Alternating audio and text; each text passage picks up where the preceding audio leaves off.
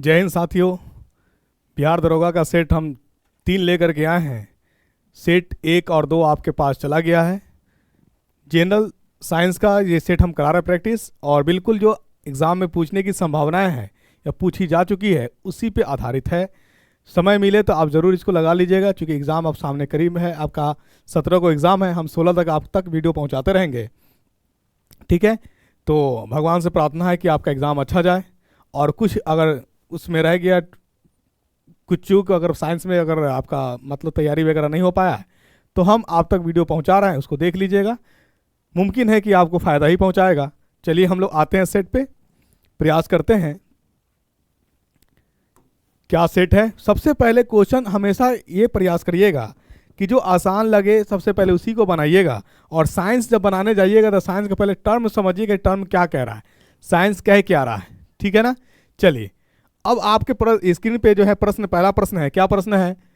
Portland cement में gypsum मिलाने का उद्देश्य क्या है? तो सबसे पहले जानिए कि जिप्सम है क्या, जिप्सम का फॉर्मूला क्या होता है। जिप्सम का फॉर्मूला क्या होता है? तो जिप्सम का सबसे पहले जिप्सम का फॉर्मूला जानिए। ठीक है, CaSO4 इंटू 2H2O, ये जिप्सम का फॉर्मूला है। इसी को जब हीट करते हैं तो बनता है पोप। क्या बनता है? पोप बनता है। जब हीट करते हैं प्लास्टर ऑफ पेरिस, क्या बनता है? पोप। तो क्या उसके प्लास्टर ऑफ पेरिस का क्या फॉर्मूला होता है? CaSO4 into half H2O। ठीक है, अब इसको जब हीट करते हैं तो एक बनता है CaSO4, सिर्फ बनता है सिर्फ CaSO4। इसको कहा जाता है ड्राई ऐश के नाम से जाना जाता है, या डेड ऐश कहा जाता है। इसको क्या कहा जाता है? डेड ऐश कहा जाता है। मृत्यु विरंजक कहा जाता है। ये याद रखें, अगर आयोग क्वेश्चन पूछ दे कि मृत्यु विरंजक कौन होता है, तो CaSO4, या आप डेड, इसको डेड ऐश कह लीजिए। तो ये मुख्य बातें जो आपको याद रखने की जरूरत है। क्वेश्चन कभी भी कुछ पूछा जा सकता है। तो अब याद रखिए, जिप्सम को जो है मिलाने के पीछे मेन कारण ये है कि उसका जो रेटिंग होता है ना, प्रक्रिया, सेटिंग की प्रक्रिया को धीमा करना होता है। सेटिंग की प्रक्रिया को क्या करना होता है? धीमा करना होता है। इसीलिए उसको क्या मिलाया जाता है? जिप्सम मिलाया जाता है। ठीक है, चलिए, तो यानी जिप्सम का फॉर्मूला क्या हो गया आपके पास? CaSO4 इंटू 2H2O, और प्लास्टर ऑफ पेरिस का फॉर्मूला क्या हुआ? CaSO4 half H2O। ये याद रखिएगा। जब इसको गर्म करते हैं कम से कम 373 केल्विन पे, तो हमारा बनता है CaSO4। इसको हम लोग डेड ऐश कहते हैं। क्या कहते हैं? डेड ऐश कहते हैं। ये मुख्य बातें जो याद रखने की वाली बात है। आइए हम लोग नेक्स्ट प्रश्न पे चलते हैं। अगला प्रश्न है आपके पास। देखिए, बिहार दरोगा में इस तरह की क्वेश्चन पूछ चुकी है। लेंज लॉ भी पूछ चुका है।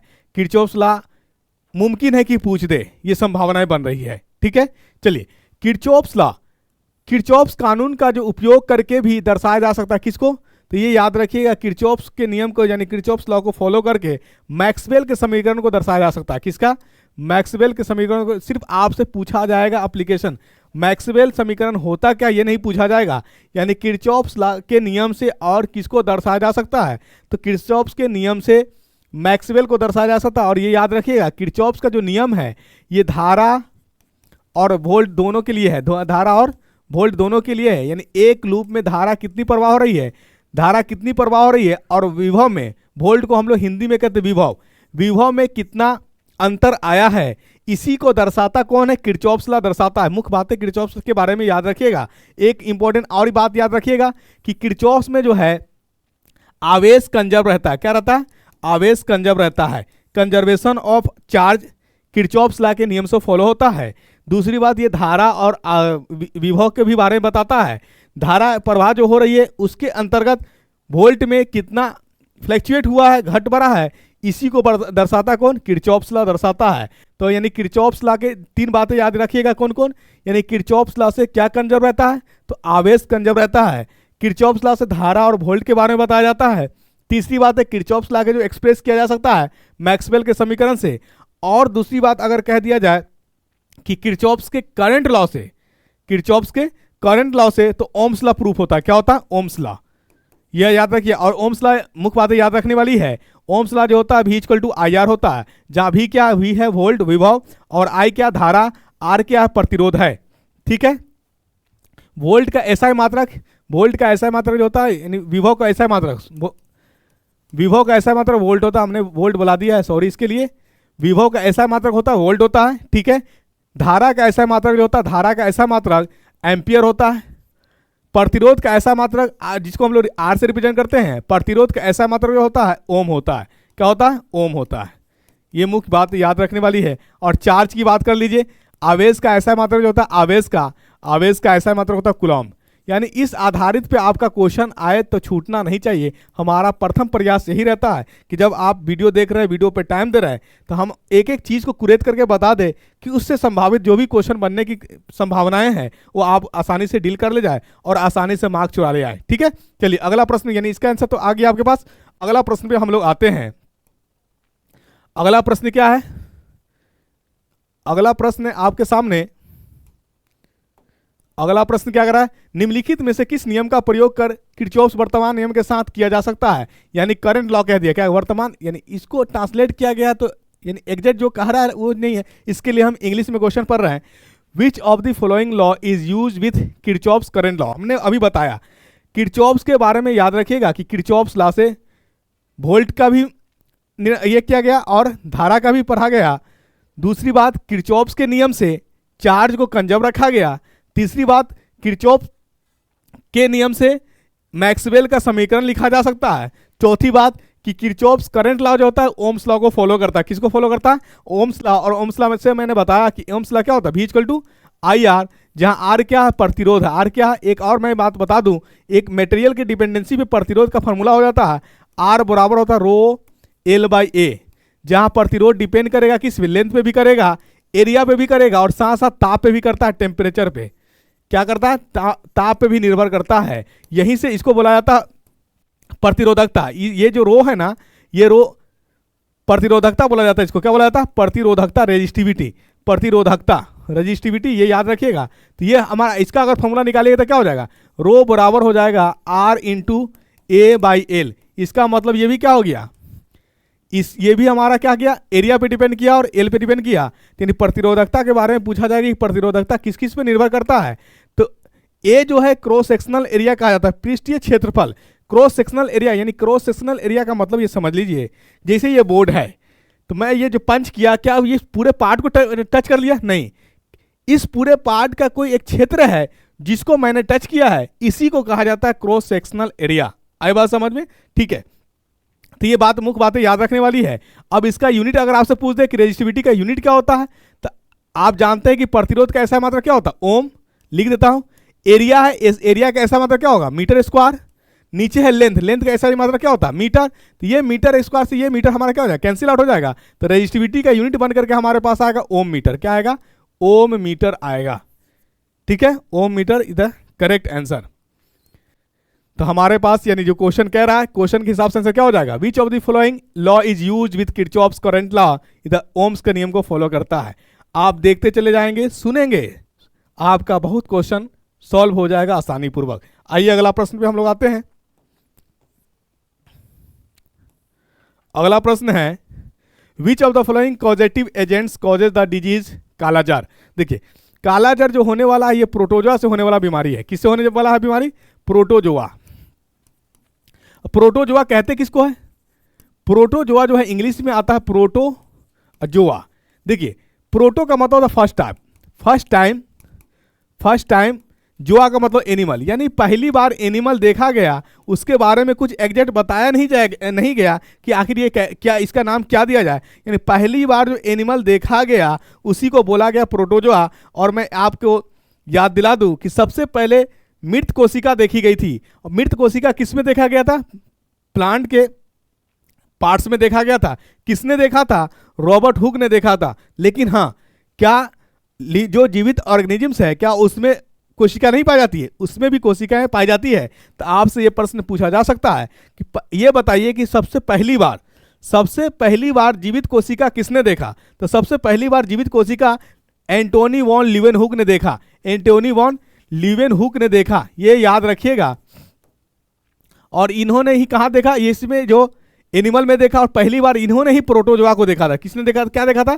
प्रोटोजोआ को देखा था। ओशियन के पास एक एनिमल देखा और उस एनिमल के एग्जैक्ट फिगर हमको नहीं समझ में आ रहा, उनको नहीं समझ में आया कि इसका नाम क्या दिया जाए, तो उसी को बोल दिया गया क्या? प्रोटोजोआ, यानी पहला एनिमल्स है। ठीक है, प्रोटोजोआ में कितने कोशिका होते हैं? तो ये यूनिसेलुलर है। क्या? एक कोशिकीय है। क्या इसमें न्यूक्लियस यानी नाभिक जो होता है, सॉरी नाभिक नहीं, केंद्रक जो होता है, क्या केंद्रक कंप्लीट होता है इसमें? नहीं, केंद्रक इसमें नहीं होता, और केंद्रक न होने के कारण ये प्रोटोजोन क्या कहता है, प्रोकैरियोटिक कहलाता है। क्या कहलाता है? प्रोकैरियोटिक ऑर्गेनिजम्स कहलाता है। आई बात समझ में?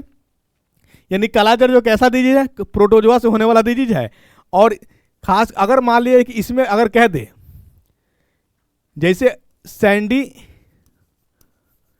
सैंडी जो हमारे पास इसको मक्खी को इंग्लिश में क्या कहते हैं?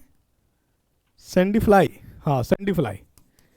सैंडी फ्लाई के इन्फेक्टेड से होने से ये बनता है, ठीक है, ये याद रखिएगा। यानी कालाजर जो है होने वाला प्रोटोजोन, इसी में एक आता है सैंडी फ्लाई में, लेशमानिया। क्या होता है? लेशमानिया। लेशमानिया एक नाम है, ये भी कालाजर का कराने का कारक बनता है। ठीक है, चलिए तो अगला प्रश्न में हम लोग आते हैं। मुख्य बातें जो है आपको जो अच्छा लगे उसको नोट करते चले जाइएगा। अगला प्रश्न पे आते हैं हम लोग। देखिए मोस्ट इंपॉर्टेंट क्वेश्चन ये आपका दरोगा में पूछ चुकी है, दरोगा में पूछ चुकी है। Lenz law consequence of the law of conservation of, यानी लेंज लॉ जो है एक नियम है, ये किस पे कंजर्व होता है, और दरोगा में पूछ चुका है, और मैंने सेट कराया था, और बीपीएससी टीचर वाला के एग्जाम में भी पूछा है। इस हिसाब से इंपॉर्टेंट क्वेश्चन हो जाता है, इसको देख लीजिएगा। ये लेंज लॉ जो ये कंजर्व होता है ऊर्जा पे, एनर्जी पे। किस पे? एनर्जी पे, ऊर्जा पे कंजर्व होता है, संरक्षण होता है। ठीक है, चलिए ये याद रखिएगा। अगला प्रश्न आते हैं। Which of the following are not membrane bound. देखिए इसमें से हमारे निम्नलिखित में से कौन सी झिल्ली है जो बंधा हुआ नहीं होता है? मतलब हमारे पास देखिए कोशिका के अंदर पाए जाने वाले को कहा जाता है कोशिकांग। क्या कहा जाता है? कोशिकांग। और कोशिकांग हमारे पास लाइसोसोम है, राइबोसोम्स है, वैक्यूल्स है, प्लास्टिड्स है, माइटोकॉन्ड्रिया है, ठीक है, गोल्गी बॉडीज है, एंडोप्लाज्मिक रेटिकुलम है। इस तरह से इसी में बांटा गया। देख लीजिए दो तरह की यानी हमारे पास कोशिकांग, सेल ऑर्गेनेल्स। कोशिकांग को क्या बोला जाता है? Cell organelles. ठीक है, इसमें हमारे पास एक होता है सिंगल मेम्ब्रेन और एक है डबल मेम्ब्रेन। एक क्या है? Double membrane. तो डबल मेम्ब्रेन में आपका endoplasmic reticulum, Golgi bodies, mitochondria, ये सब डबल मेम्ब्रेनस है। सिंगल में कौन हो जाएगा? लाइसोसोम, ठीक है, वैक्यूल्स, इसमें आ जाइए प्लास्टिड भी आपका डबल मेम्ब्रेनस हो जाएगा। इसमें से माइटोकॉन्ड्रिया के पास और एंडोप्लाज्मिक रेटिकुलम के पास अपना डीएनए होता है। अगर पूछ दे कि कौन सा सेल ऑर्गेनेल से कोशिका अंग है जिसमें अपना क्या होता है? डीएनए होता है, तो ये याद रखिएगा एंडोप्लाज्मिक रेटिकुलम और माइटोकॉन्ड्रिया। एंडोप्लाज्मिक रेटिकुलम का दो बेटा है, कौन कौन? SER स्मूथ एंडोप्लाज्मिक रेटिकुलम और rough endoplasmic reticulum RER। Smooth endoplasmic reticulum जो है ये कारगर होता है लिपिड के लिए। किसके लिए? लिपिड के लिए। और रफ एंडोप्लाज्मिक रेटिकुलम ये कारगर होता है प्रोटीन के लिए, क्योंकि ये रफ एंडोप्लाज्मिक रेटिकुलम अटैच होता है राइबोसोम से। और आप राइबोसोम से अटैच होने के कारण, क्योंकि आप जानते हैं कि प्रोटीन सिंथेसिस कौन होता है? राइबोसोम होता है, इसलिए ये राइबोसोम प्रोटीन बनाता है। और स्मूथ एंडोप्लाज्मिक रेटिकुलम ये अटैच होता है किससे? एडिपोज टिश्यू से। किससे? तो एडिपोज टिश्यू उसी को कहते हैं जहां पे फैट का लेयर पाया जाता है। तो वो फैट आप जानते हैं कि स्मूथ होता है, लिपिड होता है, इसलिए स्मूथ एंडोप्लाज्मिक कहा जाएगा लिपिड वाला में, और रफ एंडोप्लाज्मिक कहा जाएगा राइबोसोम यानी प्रोटीन सिंथेसिस में। बात यहां तो समझ में आ गई। हमारे पास राइबोसोम जो है, राइबोसोम इसमें कोई मेम्ब्रेन नहीं होता है, नो मेम्ब्रेनस। ये याद रखिएगा, नो मेम्ब्रेनस। मैंने सिंगल लेयर वाला भी लिख दिया, डबल लेयर वाला भी लिख दिया, और जिसके पास नहीं होता है नॉन मेम्ब्रेनस हमारे पास राइबोसोम है। एक मुख्य बात और याद रखने की इसमें ऐड कर लीजिएगा कि जो भी यूकैरियोटिक है, यूकैरियोटिक उसको कहा जाता है जिसमें हमारे पास न्यूक्लियस वेल डेवलप होगा। क्या होगा? न्यूक्लियस वेल डेवलप होगा, और उसमें राइबोसोम की संख्या जो पाई जाती है, राइबोसोम का यूनिट होता है, ठीक है, 70S और 80S। 70S दैट मीन्स कहने का मतलब ये होता है 50 + 30, और 80 बोलने का मतलब होता है क्या? 60 + 40। एस क्या है? एस को बोला जाता है सेडिमेंटेशन कोफिशिएंट। क्या बोला जाता है? सेडिमेंटेशन कोफिशिएंट बोला जाता है। एस को सेडिमेंटेशन कोफिशिएंट बोला जाता है। ये याद रखिएगा, आप घबराइएगा नहीं, कहीं लिखा रहता 70S। तो 70S ऑलवेज पाया जाएगा प्रोकैरियोटिक में, यूकैरियोटिक में नहीं पाया जाएगा। Always 70S। अगर सिंगल सिर्फ 70S है तो जितने भी हमारे पास प्रोकैरियोटिक ऑर्गेनिजम्स है, यानी जिसमें न्यूक्लियस नहीं पाया जाता वेल डिफाइंड, उसी में हमारा 70S पाया जाता है। और जितने भी यूकैरियोटिक है, और eukaryotic contain 70S and 80S, 70S and 80S दोनों कंटेन करता है। All eukaryotic. अब जितने भी यूकैरियोटिक ऑर्गेनिजम्स होंगे उसके पास माइटोकॉन्ड्रिया पाया जाएगा, उसके पास गोल्गी बॉडीज पाए जाएंगे, उसके पास एंडोप्लाज्मिक रेटिकुलम पाया जाएगा, उसके पास क्या कहते हैं लाइजोजोम्स पाया जाएगा। तो जब ये सब अब पाया जाएगा तो अगर आपसे पूछ दिया जाए कि कौन सेल ऑर्गेनेल्स है जो 70S और 80S भी रखता है, ये इससे पहले बिहार दरोगा में क्वेश्चन पूछ दी थी कि माइटोकॉन्ड्रिया में जो राइबोसोम होता है वो कंटेन करता है, कितना कितना कंटेन करता है। तो अब हमने अभी बता दिया आपको कि माइटोकॉन्ड्रिया किसका पार्ट्स है, यूकैरियोटिक या प्रोकैरियोटिक। यूकैरियोटिक में हमारे पास राइबोसोम की जो संख्या आएंगी 70S और 80S दोनों मिलकर के आएंगे, तो करेक्ट आंसर हो गया। यानी सेल ऑर्गेन जो भी पूछे यूकैरियोटिक है तो अब कुछ भी पूछे आपको आंसर बनना चाहिए, ठीक है। एक बात और में यहाँ माइंड में याद रखिएगा कि हम लोग के पास जो केंद्रक न्यूक्लियस पाया जाता है वो फिक्स होता है। केंद्रक का जो ब्रेन कहा जाता है, ब्रेन ऑफ सेल, यानी कोशिका का ब्रेन जो कहा जाता है, किसको कहा जाता है, न्यूक्लियस को कहा जाता है। प्लांट्स में जो केंद्रक होता है वो चेंज करते रहता है, किसके वजह से, वैक्यूल के वजह से। यानी वैक्यूल क्या होता है, एरिया कवर करता है, एक बड़ा सा धागा है। अगर आपसे पूछ दिया जाए सुसाइडल बैग किसको कहा जाता है, तो सुसाइडल बैग लाइजोजोम्स को कहा जाता है। क्यों कहा जाता है, क्योंकि उसमें 50 डिफरेंट एंजाइम्स पाए जाते हैं। कितने डिफरेंट एंजाइम, 50 डिफरेंट एंजाइम्स पाए जाते हैं लाइजोजोम्स में, राइट। तो इतनी बात हमको लगता है कि आपको समझ में आ गया। अब आते हैं हम लोग प्रश्न पे, तो आंसर कर लीजिए आप। क्या होगा, कह रहा है कि नॉट मेम्ब्रेन, ये वैक्यूल्स है इसमें मेम्ब्रेन होता है, ये है लाइजोजोम इसमें मेम्ब्रेन होता है, ये मेजोजोम इसमें मेम्ब्रेन होता है, राइबोसोम में नहीं होता। ये नॉट वैक्यूल वाला हमारे पास कौन है, राइबोसोम, इसमें नहीं होता। ये प्रोटीन सिंथेसिस के लिए कारगर होता है, यानी इसको बोला था प्रोटीन फैक्ट्री। क्या बोला था, प्रोटीन फैक्ट्री। फिर प्लास्टिड को क्या कहा जाता, प्लास्टिड को कहा जाता है किचन ऑफ सेल। क्या कहा जाता, किचन ऑफ सेल। आइए अगला प्रश्न पे।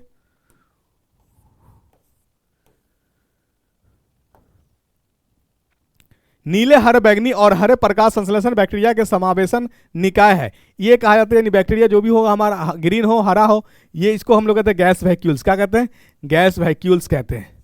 तो ये इसको गैस रिक्तियां कह लीजिए। वैक्यूल मतलब खाली, गैस रिक्तियां, गैस रिक्तियां, ये आपका करेक्ट आंसर हो जाएगा। चलिए अगला प्रश्न पे आते हम लोग, जहां मुझे इंपॉर्टेंट चीज लगेगी मैं आपको एक्सप्लेन करते चलूंगा, ठीक है, घबराएं बिल्कुल नहीं। आइए अगला प्रश्न पे, यूकैरियोटिक सेल कंटेन, इसका आंसर आना चाहिए। मैंने आपको बहुत अच्छा से एक्सप्लेन करके बताया, इसका आंसर आप मुझे कमेंट करके बताइएगा जरूर। आपका कमेंट का मुझे इंतजार रहेगा कि ऑल यूकैरियोटिक यानी यूकैरियोटिक सेल कंटेन क्या करेगा, 70S और 80S, ठीक है। मैं बता देता हूं 70S और 80S राइबोसोम। एस क्या है, एस जो है यानी 70S इस तरह से लिखा रहता है 70S। एस को कहा जाता सेडिमेंटेशन। क्या कहा जाता, सेडिमेंटेशन यूनिट, सेडिमेंटेशन यूनिट या सेडिमेंटेशन कोफिशिएंट भी कहा जाता है। क्या कहा जाता, कोफिशिएंट कहा जाता है, सेडिमेंटेशन कोफिशिएंट कहा जाता है, राइट। यहां तक बात समझ में आई। आइए अगला प्रश्न पे आते हैं। 70S राइबोसोम ओनली किस में, ओनली प्रोकैरियोटिक में, ओनली प्रोकैरियोटिक में। न्यूक्लियस के आधार पे कोशिका को दो भागों में बांटा गया, एक को बोला गया प्रोकैरियोटिक और एक को बोला गया यूकैरियोटिक। जिसमें न्यूक्लियस हमारा वेल डिफाइन नहीं होगा उसे प्रोकैरियोटिक कहते हैं, और जिसमें न्यूक्लियस हमारा वेल डिफाइन होगा उसे हम लोग यूकैरियोटिक कहेंगे, राइट। आइए अगला प्रश्न पे, coliform bacteria are found in which humans organ. Coliform bacteria एक, ये जो होता है कॉलीफॉर्म बैक्टीरिया जो होता है ये एक लार्ज मेंबर बैक्टीरिया होता है, लार्ज मेंबर बैक्टीरिया होता है, बड़ी संख्या वाला क्या होता है, ये बैक्टीरिया होता है, बड़ी सदस्य में ये पाया जाता है। और ये जो अटैक करता है क्या आंत पे करता है, इंटेस्टाइन में करता है। कहाँ करता है, इंटेस्टाइन। जहां पे कुछ यानी पाचन शक्ति का क्रिया ज्यादा होगा वहीं पे ये पहुंचता है, तो ये इंटेस्टाइन में पहुंचता है। कहाँ पहुंचता है, इंटेस्टाइन में। ये ऑप्शन नहीं होना था, अगर इसके जगह पे डाल दिया जाता, क्या डाल दिया, लीवर को क्या कहते हैं हिंदी में, वृक्क के, वृक्क तो किडनी को कहते हैं, यकृत, यकृत बोला जाता है लीवर को, ठीक है ना। कुछ कुछ इंग्लिश टर्म देखते तो हिंदी क्या होता है, थोड़ा माइंड से हट जाते हैं। चलिए, तो ये हमारा कैलीफॉर्म जो होता है एक लार्ज मेंबर बैक्टीरिया होता है जो पाया जाता है मानव के कहाँ पे, आंत में पाया जाता है। ये इसका काम क्या करता है, ये डाइजेस्ट कराने का काम करता है, मैक्सिमम डाइजेशन में हेल्प करता है ये। आइए अगला प्रश्न, यानी यहीं पे एक मैं आपके बता दूं कि अगर आपसे पूछ दिया जाए कि मैक्सिमम पाचन क्रिया कहाँ होती है, तो मानव शरीर के अंग यानी किस भाग में सबसे ज़्यादा पाचन होती है, तो ये याद रखिएगा स्मॉल इंटेस्टाइन। क्या रखिएगा, स्मॉल इंटेस्टाइन। अगर आपसे पूछ दिया जाए कि मैक्सिमम एब्जॉर्प्शन यानी वाटर का शोषण जो होता है, शोषण होता है कहाँ पे होता है एब्जॉर्प्शन, तो ये होता है लार्ज इंटेस्टाइन में। कहाँ होता है, लार्ज इंटेस्टाइन। ये बात मुख्य बात याद रखिएगा। स्मॉल इंटेस्टाइन में कई एंजाइम्स आते हैं, ठीक है, बाइल जूस होता है, पैंक्रेटिक जूस होता है जो स्टोर करता है, लेकर के जिसके कारण डाइजेशन हो जाता है। तो उतना डेप्थ में नहीं जाएंगे ताकि एक ही वीडियो में आप घबरा जाइएगा। आइए अगला प्रश्न में, सोडियम हाइड्रोक्साइड। पहले सबसे जानिए कि सोडियम हाइड्रोक्साइड है क्या। ये सोडियम हाइड्रोक्साइड बेस है, एक क्षार है। क्या है ये? क्षार है, क्षार है। दूसरा क्या, इसका अदर नेम क्या है?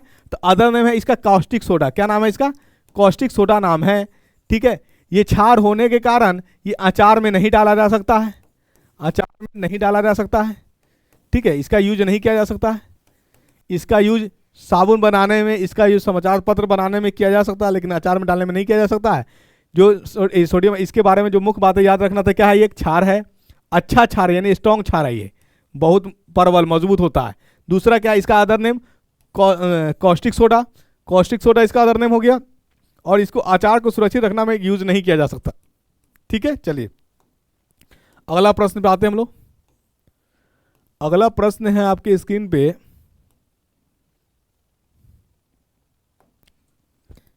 The colours seen in the reflected white light from a thin oil film are due to. देखिए, एक पतली तेल फिल्म से परावर्तित सफेद प्रकाश में दिखाई देने वाले रंग किसके कारण होता है? ये इंटरफ्रेंस के कारण होता है। और इंटरफ्रेंस की हिंदी में कहते हैं हम लोग हस्तक्षेप। क्या कहते हैं? हस्तक्षेप इज द करेक्ट आंसर। ध्रुवीकरण, पोलराइजेशन कहते हैं किसको? पोलराइजेशन जो होता है, मान लीजिए कि हमारा लाइट ऐसे ऐसे है, ठीक है, इस तरह से लाइट आ रही है, कहीं ऐसे आ रही है, और यहाँ पे हमने कुछ प्रिज्म लगा दिया पोलराइजेशन वाला। तो देखिए, जो इसके दिशा में आने वाला होगा उसी को, लाइट को ये प्रवेश करे, ये आने देगी, ये लाइट को नहीं जाने देगा।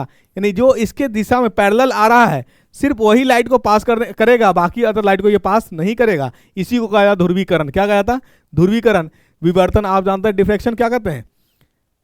विवर्तन। इसको आप कमेंट में करके हमको बताइएगा। चलिए, इसका आंसर क्या हो जाएगा? एक पतली तेल फिल्म से परावर्तित सफेद प्रकाश से दिखाई देने वाले रंग किसके कारण होता है? तो ये हस्तक्षेप के कारण होता है। करेक्ट आंसर आपका क्या हो जाएगा? हस्तक्षेप इज द करेक्ट आंसर। आइए अगला प्रश्न पे आते हैं हम लोग। The most abundant antibodies produce against allergy, allergens जो है इज, हमारे बॉडी में जो होता है एलर्जी के विरुद्ध उत्पादित होने वाली सबसे प्रचुर मात्रा में एंटीबॉडीज है, वो हमारे पास IgE है। क्या है? एंटीबॉडीज IgE, ये याद रखिएगा। चलिए अगला प्रश्न, अगला प्रश्न है आपके पास, ये मैच करना है। आप बताइए, चिकनगुनिया, चिकनगुनिया किससे होती है? देखिए, एनीफिलेटिस जो होता है ये एक बैक्टीरिया है। क्या है? एक बैक्टीरिया है। चिकनगुनिया जो होता है ये एडेस इजिप्टिसी से होता है। ऊपिंग कफ बैक्टीरिया लीजिए, आपका होगा लेशमानिया डोनोवानी से होगा आपका। कालाजार क्यूलेक्स एक बैक्टीरिया है। बाकी इसका मैच करा करके हमको कमेंट में आंसर करिएगा, क्योंकि ऑप्शन तो है ना कि ए मारे कि बी मारे कि सी मारे। तो इसका जो है मिला करके आप कमेंट में आंसर जरूर करिएगा। आपके कमेंट का मुझे इंतज़ार रहेगा, और करिएगा कमेंट तो मुझे अच्छा लगेगा, और मैं और जोश में आकर के, यानी जो संभावित है और एकदम मानिए डिफिनिट मानिए, जितना मैं सेट करा रहा हूँ ना, उसमें से साइंस अगर 20 क्वेश्चन पूछ रही है तो 8-9 तो क्वेश्चन सेट से आना ही आना है। चाहे क्वेश्चन 10 हम यानी जो भी सेट लेकर के आ रहे हैं, घबराइए ना कि 7 सेट है या 8 सेट है। 8 सेट में क्या हो जाएगा? इसी सेट में कमाल है, 12 सेट मैंने कराया, 40 क्वेश्चन टकराया। ठीक है, वो हमारा वीडियो यूट्यूब पे पड़ा हुआ, आपको देख लीजिएगा उसको। आइए अगला प्रश्न पे आते हैं हम लोग। विच of the following statement is correct? कौन सा स्टेटमेंट करेक्ट होगा? तो देखिए, ये तो जानना है। देखिए, किसी क्लोज परिपथ में जो होता है, क्लोज में यहाँ चुंबक के ये प्रभाव जो सेंटर केंद्र पे होता है वो 0 होता है। ये याद रखिए, किसी भी बंद सतह के माध्यम से शुद्ध चुंबकीय प्रभाव जो होता है वो 0 होता है। ये करेक्ट आंसर होगा आपका। निम्नलिखित में से कौन सा कथन सही है? तो किसी भी बंद सतह के माध्यम से शुद्ध चुंबकीय प्रवाह जो होती है वो 0 होती है। ये आपका एकदम सही आंसर जा रहा है। अगला प्रश्न आएगा आपका, ऑन इंक्रीजिंग यानी अर्धचालक का तापमान बढ़ाने पर उसकी प्रतिरोधकता होगी। ये याद रखिएगा, अर्धचालक के केस में, अर्धचालक के केस में ये याद रखने वाली बात है। अर्धचालक की केस में अर्धचालक जो होता है ये इन्वर्सली प्रोपोर्शनल यानी व्यतक्रमानुपाती होता है। किसके? ताप के। ताप बढ़ेगा, अब देखिए व्यतक्रमानुपाती होने का मतलब क्या हो गया? ये बढ़ेगा तो ये घटेगा, ये अगर बढ़ेगा तो ये घटेगा। तो यहाँ क्या कर रहा है? ताप बढ़ाने पर अर्धचालक जो होगा हमारा क्या होगा? रेजिस्टिविटी, प्रतिरोधकता। ये प्रतिरोधकता का सिंबल है अर्धचालक के केस में, प्रतिरोधकता। अर्धचालक के केस में प्रतिरोधकता जो होती है वो हमारा व्युत्क्रमानुपाती होता है किसका, ताप का। लेकिन यही याद रखिएगा प्रतिरोध के केस में, कहाँ, समान प्रतिरोध के केस में ये जो होता है ये डायरेक्टली समानुपाती होता है, यानी प्रतिरोधकता जो होता है, प्रतिरोधकता ये समानुपाती होता है, प्रतिरोधकता समानुपाती होता है ताप का। कहाँ पे, प्रतिरोध के केस में, ये दो बात याद रखिएगा। वहां पे प्रतिरोध के केस में अगर ताप बढ़ेगी तो प्रतिरोधकता बढ़ेगी, अर्धचालक के केस में अगर ताप बढ़ेगी तो प्रतिरोधकता घटेगी। मैं बार बार स्टेज देके कर रहा हूं, लैंग्वेज, क्वेश्चन के लैंग्वेज में जरूर गौर करिएगा। अर्धचालक यूज किया जाएगा, अर्धचालक के केस में ताप बढ़ाने पे प्रतिरोधकता घटेगी और प्रतिरोध के केस में ताप बढ़ाने पे प्रतिरोधकता बढ़ेगी। हमारा अर्धचालक कह रहा था, यहाँ क्या होगा, प्रतिरोधकता में कमी आएगी। The correct answer. आइए अगला प्रश्न पे। अगला प्रश्न है आपका, which of the following law is use with Kirchhoff's current law. ये हमने बताया आपको, क्या, Kirchhoff's current law. Kirchhoff current law किस पे, ओम्स नियम पे। ओम्स नियम से V equal to I R, यहीं से आपका I क्या हो जाएगा, V बाई आर निकालने आना चाहिए आपको। एक पावर का फॉर्मूला होता है, पावर होता है VI, और पावर बराबर होता है वर्क बाई टाइम भी होता है, वर्क बाई टाइम भी होता है। वर्क को हम लोग हीट लिखते हैं, क्या लिखते हैं, वर्क जो है हमारे पास करंट के रेस्पेक्ट में V क्यू होता है बाई टी। V को IR के रेस्पेक्ट में लिख लीजिए और Q को जो है IT के रेस्पेक्ट में लिखिए, तो ये हमारा क्या हो जाएगा, बाई क्या, T। तो ये T से T कैंसिल हो जाएगा, बचे ये हो जाएगा हमारा, यानी पावर का फॉर्मूला एक निकल के आ गया, I स्क्वायर R, ये भी याद रखिएगा। पावर का फॉर्मूला होता है VI, ये भी याद रखिएगा। ये सब मैं लिख दे। पावर का ऐसा मात्रक होता है शक्ति, सॉरी वाट। पावर का ऐसा मात्रक क्या होता है, वाट। हीट का ऐसा मात्रक क्या होता है, उष्मा का ऐसा मात्रक होता है जूल। जो चीज आपसे पूछा जा सकता है एग्जाम में, मैं वो चीज को बताते चल रहा हूं, ठीक है। चलिए अगला प्रश्न पे आ जाइए हम लोग। अगला प्रश्न, one of these in essential amino acid. देखिए सबसे पहले जानिए कि हमारे पास जो एमिनो एसिड्स है वो 20 एमिनो एसिड्स है, जिसमें से यूजफुल है हमारे लिए 9 और अनयूजफुल है हमारे लिए 11।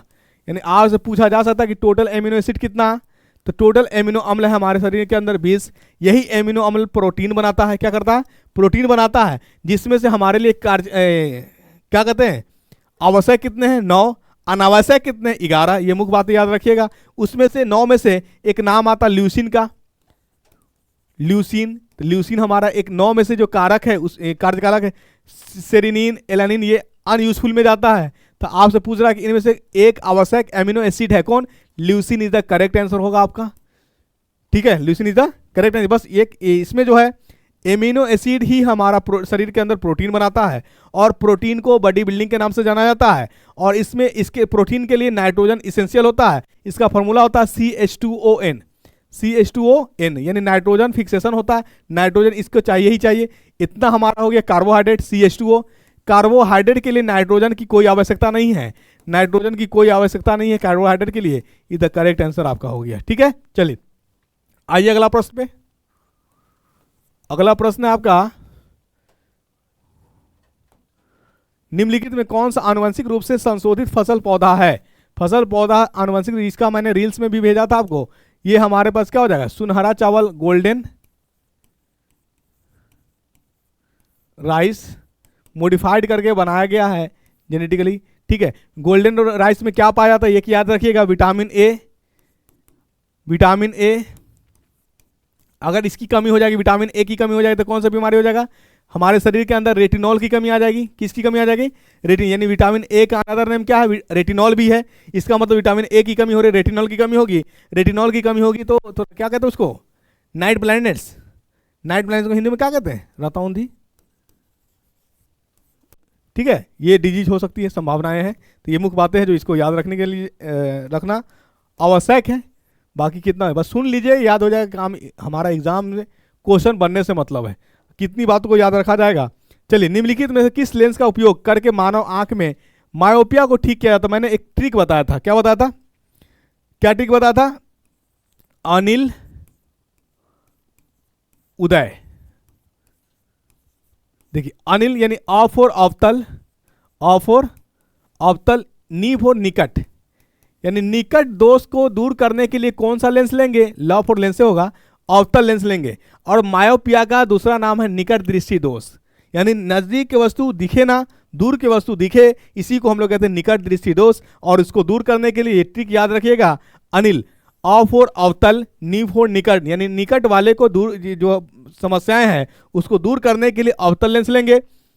उदय में हमारा ऊ फॉर उत्तल है, द फॉर दूर, यानी दूर वाले को प्रॉब्लम की समस्या को दूर करने के लिए कौन सा लेंस लेंगे, उत्तल लेंस लेंगे। आज के बाद कभी भूलिएगा नहीं, ये याद रखिएगा। तो आंसर, करेक्ट आंसर क्या हो जाएगा इसका, निकट के लिए कह रहा था अवतल lens is the correct answer. ठीक है, चलिए अगला प्रश्न पे आते हैं हम लोग। अगला प्रश्न है आपका, baking soda is, baking soda कौन है, खाने वाला सोडा। बेकिंग सोडा का अनदर नेम होता है खाने वाली सोडा। तो खाने वाली सोडा को बोलते हैं सोडियम बाइकार्बोनेट। क्या बोलते हैं, खाने वाली सोडा सोडियम बाइकार्बोनेट। क्या बोलेंगे, सोडियम बाइकार्बोनेट का फॉर्मूला होता है NaHCO3।